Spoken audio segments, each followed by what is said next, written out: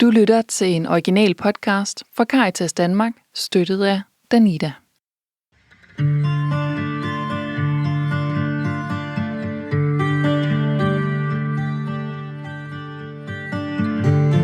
Fisken, lyset og den katolske rosenkrans. De er alle sammen stærke symboler for den kristne tro. Men hvad fortæller de om nødhjælpsarbejde? Episoden i dag bliver lidt anderledes, for vi undersøger spørgsmålet, hvad det egentlig vil sige at være en trosbaseret nødhjælpsorganisation eller NGO. Til at svare på det spørgsmål har vi samlet 5 mennesker. 5 ledere fra forskellige lande, der har det til fælles, at de hver især leder en trosbaseret nødhjælpsorganisation. 3 er fra Caritas, den katolske kirkes nødhjælpsorganisation med et globalt netværk og projekter i Europa, Mellemøsten, Afrika, Asien og Latinamerika. 1 er fra Folkekirkens Nødhjælp, eller Dan Church Aid, som det hedder på engelsk. De har rødder i den danske lutheranske tradition og arbejder i mere end 20 lande, især i Afrika, Mellemøsten og Asien. Den sidste er fra ADRA, Adventistkirkens Nødhjælpsorganisation, som arbejder i Afrika, Asien og Latinamerika. På en travl onsdag, klemt inden mellem frokostmøder og en aftale i Udenrigsministeriet, der lykkedes det os at samle alle de her 5 ledere i et podcaststudie i København til en snak om værdien af og udfordringerne ved at være en trosbaseret NGO. Samtalen er optaget live på engelsk, og man kan også se den på video via linket i episodebeskrivelsen. Rigtig god fornøjelse med dagens episode. There we go. All right. So welcome, everyone. I'm so happy you are all here. And it's very special to have you all around the same table today, coming from different contexts, but sharing the experience of working in a faith-based NGO. Let me just hear if the mics are working. Everyone's here? Yep. Yes. Yep. Yeah. Wonderful. Great. Let's start by going around the table. And I was thinking, just like in school, when you had to do your name, and then you have to add a detail or a fact about yourself, I would now like you to say your name, your organization, and then imagine that you brought an object, a symbolic object that represents the role of faith in humanitarian work. It can be abstract or concrete. And I asked you to do this beforehand, so I hope you brought something.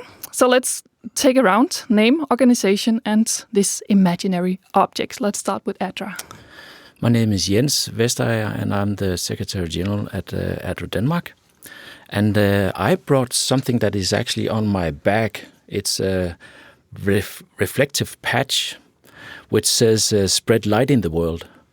And I think that is somehow symbolic of how we as faith-based organization want to work. We want to light up, spread hope, and be also reflective of what we have received, the light that we have received.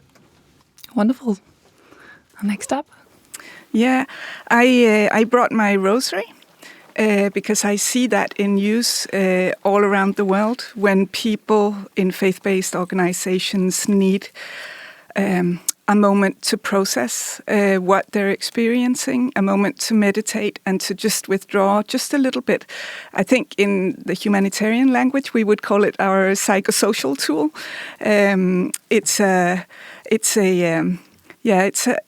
a helpful tool when basically bombs are flying around your head and you are looking at disasters and you need to somehow be in that and be with the people there. And then it's helpful to just take one step back and sit with your rosary. And also the rosary has a very feminine side to it.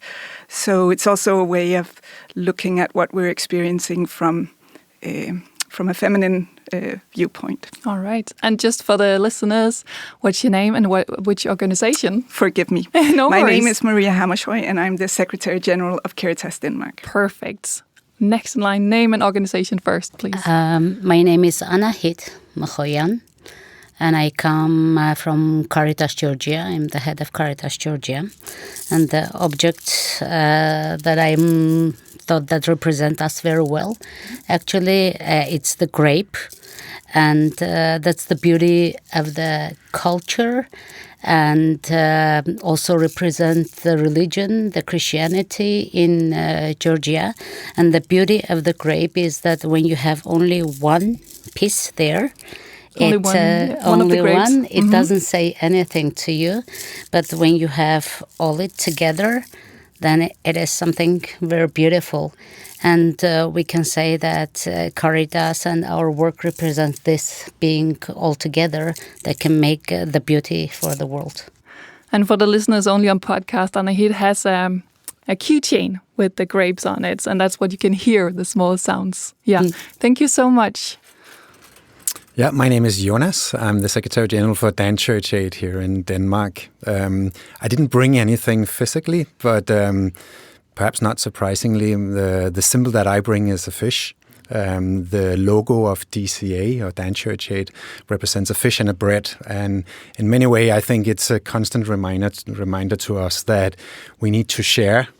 We are here actually to share with those that also have needs and how to respond to this. And of course, a direct quote to Matthew 28, and where Jesus had 2 fish and 5 bread that he shared and had enough food for everybody. Beautiful. Thank you. Last in line? Yes. So my name is Tatiana Stavnici. I'm the president of Caritas Ukraine. And when I was thinking about what to share, I have a virtual candle with me. I think candle for a lot of different reasons. One is candle is one of the ways by lighting a candle that we pray to God. We pray, and we pray for others as well. But I think even more the symbolism for us has been that when there's a disaster and it seems that there's darkness all around, and you light one candle, you start with one candle and you light it, and it creates a light in the room, and then you light another candle and another candle and another candle and another candle, and together those candles light up an entire space, and they create beauty in the darkness. Thank you so much. And I think your object becomes even more strong thinking about the war in Ukraine right now, like the light that can shine. Yeah. Thank you so much for sharing these things. I think we now have a group of collective images of what it means to be a faith-based NGO that we can hold on to during this conversation. Let me start by asking this question for all of you. What separates a faith identity NGO from a secular NGO? Like the basics. Would you like to start, Maria? Yeah, sure. I can start. I mean, we, in terms of quality and in terms of the work we do, nothing. But I think that as faith-based, we are human-centered. So our work stems from the dignity of the human person. So, I think all NGOs are very big defenders of the Human Rights Charter, and so are we, of course. But human dignity to us is not something that is given by a court of law or given by a government, or it's because every person is created in the image of God. So we're always looking for that divinity inside the other person, and always looking at the person in front of us, and then looking at how can we support. But having said that, what we do is basically the same as everyone else, and we work with state agencies and so on. So in terms of our quality standards and the way we do meal monitoring, evaluation, learning, and so on, it's the same thing. But we are very human based. So it's mostly human centered, I would say. Yeah. Is it mostly like in the values then? Can you say it like that? Well, I think I very much agree with what Maria said, but it's very much linked to the why of the organization. Your organizations can define what they do and how they do it, but some cannot really define their why. And I think our why very much comes from what you said, the dignity that is inherent in every human being. So also for me, that's about restoring the dignity that is violated when people are stripped from all supporting themselves or in a very bad situation, that we are trying to restore that dignity through our work. But also for me, it's about, spreading the kingdom of God with justice, compassion, love. And so it's much linked to the why, not so much to how and what, but to the why. Anahid? I'd like to catch it and elaborate more on love part of it. So, as everyone knows, Caritas is the word which means loves, and it comes from God, and it says that love is the most important, even among hope and faith. Love is the most important among them, and our organization's name is Love, not only because it is beautiful but it also needs to carry it, because at the end of the day, you're right, why we are doing it and how we are doing it. We are doing the same actions, but it is more important how much love we input in the good actions that we do than just the good action itself, which without love may be just ringing something around. Yeah. All right. Yeah, I would build on to what Anahit was saying. It's also, there is something that happens when you put a lot of love into an action. And when we talk a lot in crises, the need for psychosocial support and for mental health. And we see in our organizations that first step of healing comes even from a moment of registration, when you have somebody who's putting a lot of love into that first encounter. Yeah, and that when you're in a trauma, very often you feel alone or separated.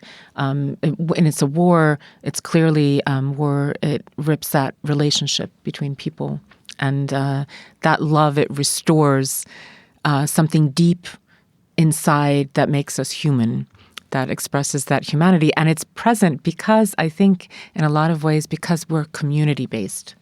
Yeah, that's the other piece. So we're open to all, but it is community-based. We're coming out of pre-existing communities. So it's not something that's created just to address a problem. It's already an existing community that is responding to the needs around it. And you think that's also specific for the faith-based NGOs? So it's not exclusive to faith-based, but it's certainly a core of who we are as organizations. Yeah. All right. Jonas, unless you have something to, Just a short one, I think, because now you've spoken about love, and I think there's also faith and hope. And to me, the hope element in us being faith-based organization actually carries a responsibility also to connect hope and action. And I mean, you brought the light as the symbol, and I think that's quite important to us, and especially in times now where I actually think there is a call to us, which is more strong than I've heard in many years, actually, that people are looking for that hope. Where should it come from, and how do we make it not a hope which is too distant to actually believe in, but something that concretely can make a change to a better world than what we are right now experiencing? And there, I think actually faith-based organizations have a crucial role to play. Yeah. All right. So there's something with hope. There's something with community. There's something about the why. Let's move on to the next part, where I would like each of you to share a story or a situation from your region or a region in which you work. Think of a moment with a person, a community, a situation where the identity as a faith-based NGO made a difference. It can be positive or it can be more challenging. If we go around again, let's start with you, Jens. Yeah, I come to think about last time I was in South Sudan, up in a very rural area, and I met with all the faith-based actors in that region or in that area, and that was a committee that was established because the Adventist Church, which we normally not work so closely with, they had taken the initiative to bring all the faith-based actors, all the churches and the Muslims together, because there was a problem with peace and access to certain areas. People could not walk from the one village to the other. And they came together and discussed how they could, foster and promote peace as a concerted effort. And they, went together, not two Adventist pastors, but maybe an Adventist together with a Catholic pastor, together to promote this as a unity. And the result was actually access in the area, peace in the area. And it's something that other organizations, even the UN, had made an attempt to do, but they failed. But once the peace or the faith-based actors came together, united, it made a huge difference.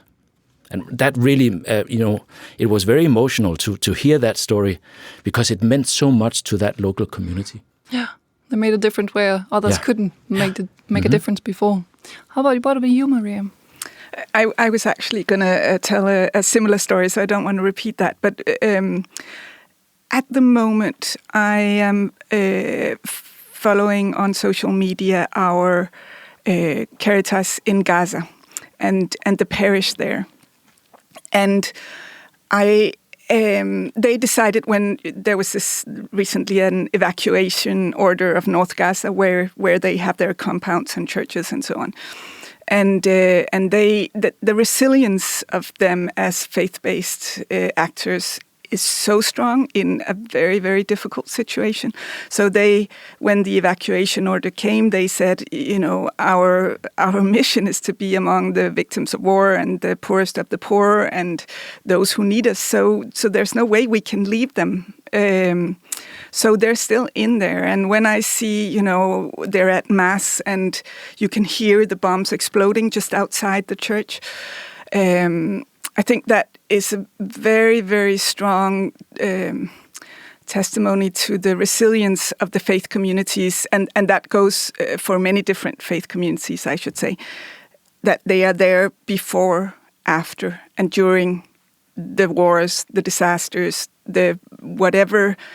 One of the problems these days is that we are actually, while combating natural disasters, we are combating all these man-made disasters who really aren't necessary. And that constant loss of life, it adds, I think, scars to humanity, which will take generations to recover from. And in that the resilience of the faith community is staying with the poorest, staying with the victims. I could say the same for Ukraine, but and Armenia as well. But anyway. Yeah, all right. Thank you so much for sharing that as well. Resilience is a theme as well. And you are in a region with a lot of different religions. How does this come across being a faith-based NGO? What have you experienced? I'll take the challenge to speak about the challenges.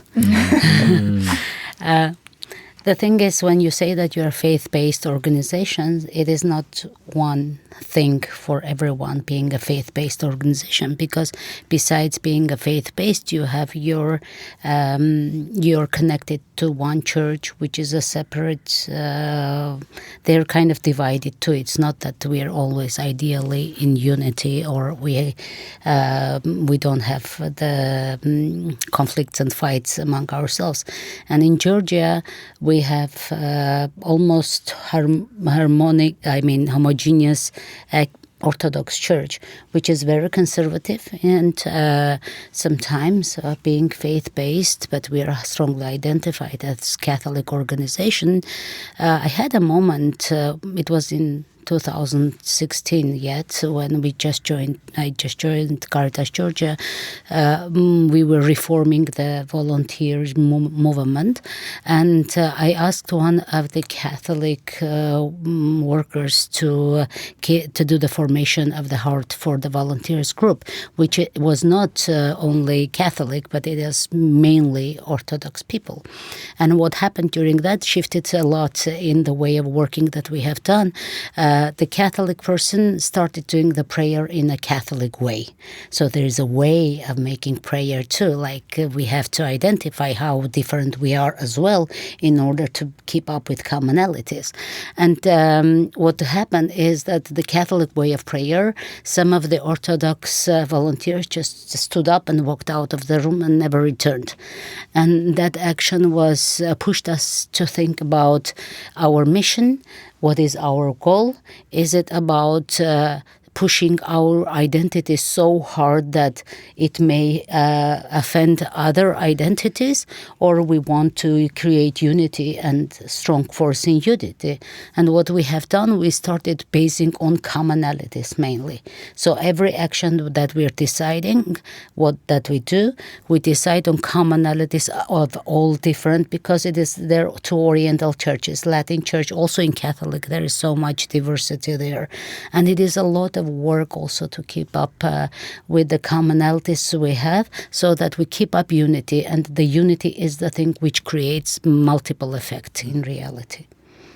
So knowing also what is specific for the faith, and you can actually offend by doing stuff, by doing rituals and stuff, and finding the commonalities instead. Instead, yes. Thank you so much also for sharing something that's a little bit more of a struggle. Yeah. Jonas? Yeah, perhaps interestingly enough, a little bit the opposite actually, when I was thinking about a good example. And I want to bring you into Copenhagen actually in 2023, in the probably a month, 40 days after the horrible attack by Hamas on Israeli communities, and then the attacks on Israeli army into Gaza. And there was a lot of people in Denmark that did not know what to think or believe, and you started to see polarization around opinions. And there was really an outcry for someone to come in and speak about peace and find a venue where that was possible, despite a difference of opinion. So we, together with the cathedral here in Copenhagen, organized a big sermon where we invited broadly out both representatives from the Jewish community and from the Muslim community and from the Christian community around a call for peace, basically. So the focus was not only on Gaza, it was also on Ukraine, it was actually also on Armenia and what was going on there. And it was a completely full church, and many came afterwards and said they were looking for that space where we could actually be together and pray and look for something. So that convening power of faith-based organization, I think, is something that's quite unique and important to highlight. Beautiful. All right, let's finish this first round with you, Anahit. So I'd like to share a story from one of our local Caritas in Poltava. So when you work as a humanitarian response organization, you have lots of people coming in for assistance, especially for food and basic things like hygiene, and then shelter. And there was this one. We had this one case where a woman came in for assistance. It was a sectoral assistance, something very particular. They went through the registration form, and our staff member noticed that it was the middle of winter and she was wearing shoes that were completely inappropriate for the season. She had obviously left and didn't have what was needed. And so she took her own boots off and shared it with that person. And so I guess when I think about that particular case, so it doesn't happen every day, but in some ways it presents, I think, this way that I think faith-based organizations don't think just sectorally. We really do look at the human person sitting in front of us in their totality, in everything, all of their needs. So that piece, and then also, that motivation of if you see a brother without a coat and you have to take yours off and share it with your brother. And I think that that expression was just a beautiful expression of faith and following the faith inside your heart. Yeah, a very concrete action. Mm-hmm. Yeah. All right, thank you so much for sharing all of these experiences. And I think they show that faith-based NGOs, they can look very, what the faith factor, you can say, it can look very different depending on the context. Let's move on to the next segment, because I have some questions, or we have some questions that maybe a little more the tricky part also about being a faith-based organization. And I'm looking at you, Anahit. Maybe you can shuffle and then make someone draw a question. So you read the question out loud. And Jonas, you get a question. What is the question? When many partner organizations in the global south are also faith-based, how do you ensure support doesn't only go to Christian communities and individuals? And if you have an answer, you're welcome to, and everyone else welcome to join in with their perspective as well. Like, how do we not favor Christian people being a faith-based or Christian-based NGO? Tatiana? I think that's actually a really simple answer because we are motivated by need, the need that we see in front of us, and we respond to need, period. And also, we would never ask. Yeah, we don't. Yeah, we also don't ask. What religion do you have? We'd never ask. Yeah, it's not. It's from. I don't know. For us, it's not even a question.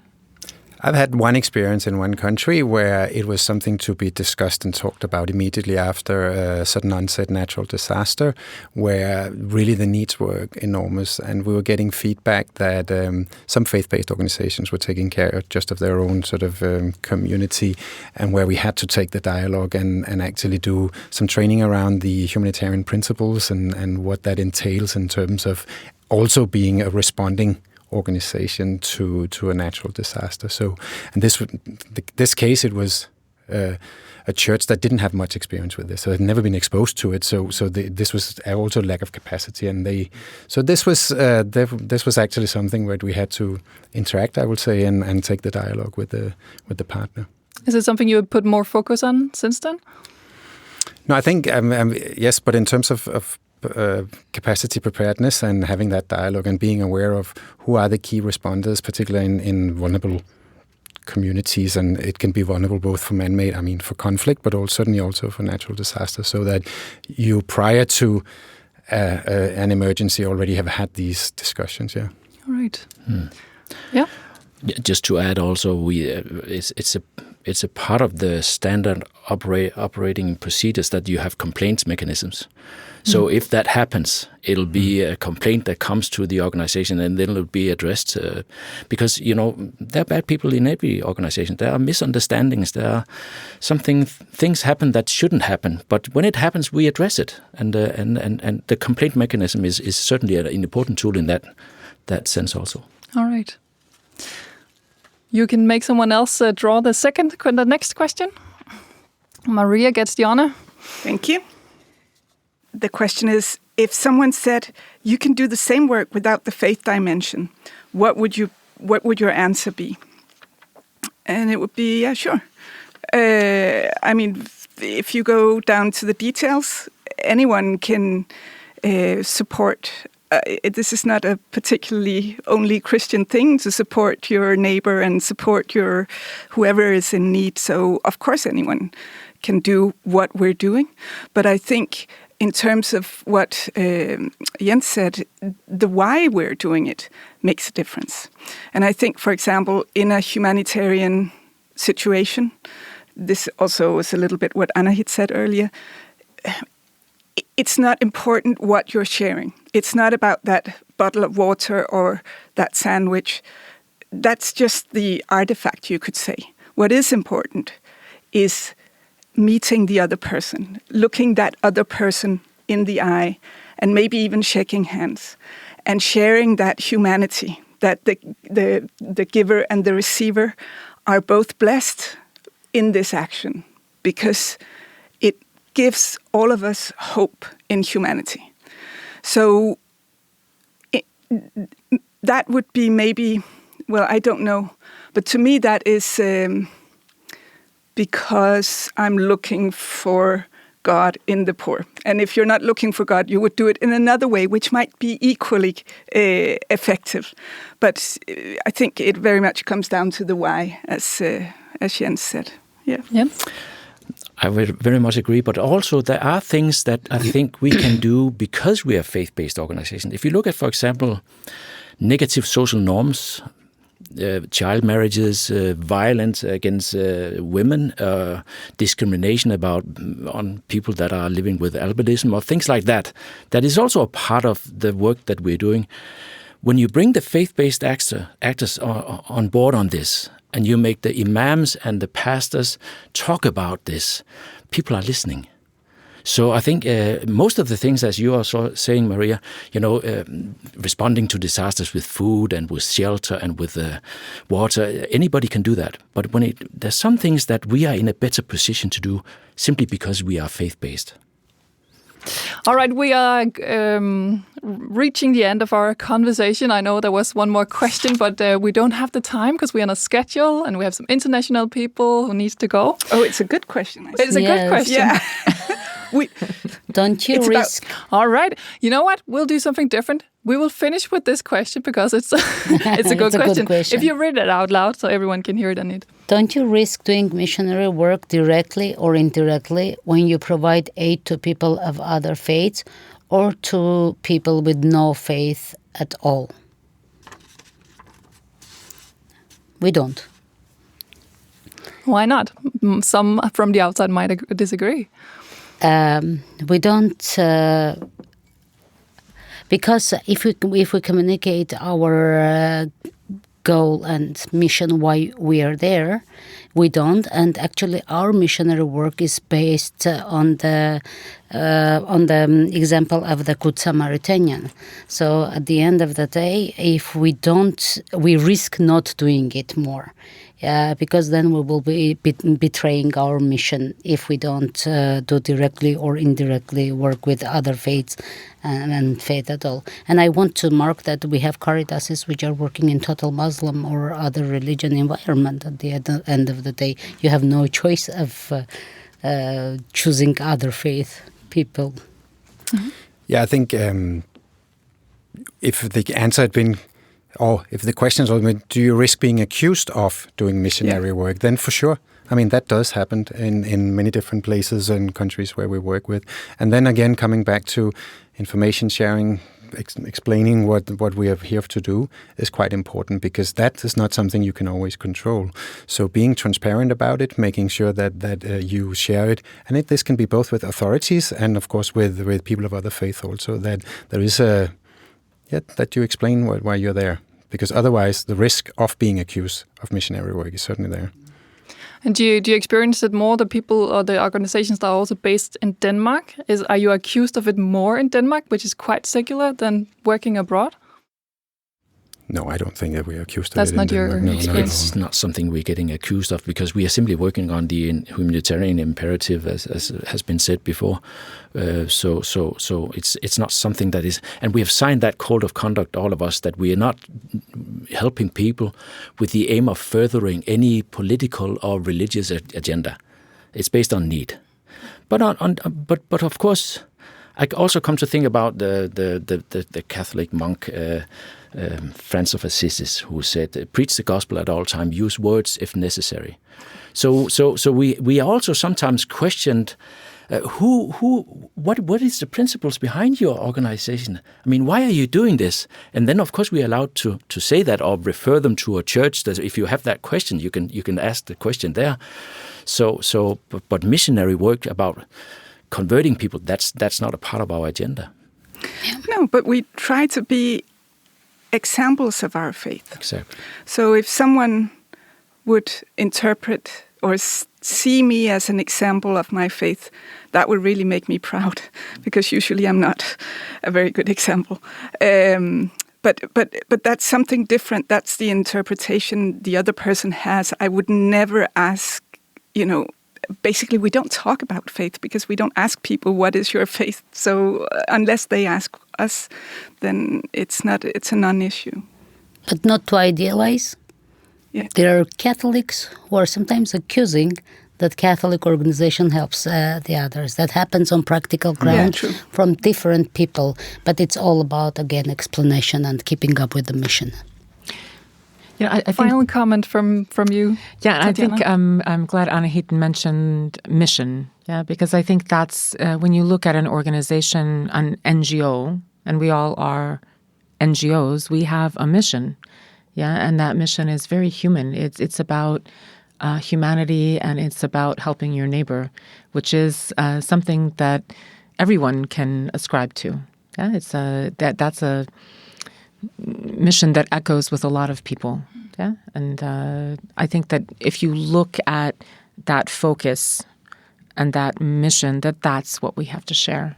And I think it's well received in most contexts You've come across. All right. Perfect. Thank you so much. We will end here. Thank you, Jens, Tatiana, Jonas, Anahit, and Maria. Thank you so much for being here today and sharing. Thanks for having us. us.